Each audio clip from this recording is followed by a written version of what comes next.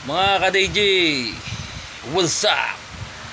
Mayroon lang akong konting balita sa inyo.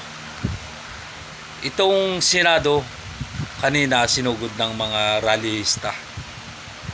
Dahil sa delaying tactics na palapit na impeachment trial ni Sara Duterte. Dahil sa kagagawa ni Escudero. Si Escudero talaga, balingbing talaga to.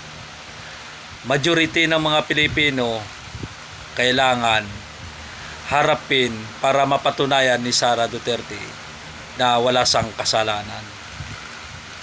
At ito pa, ang huwaran to baris ni Bato, abangan natin.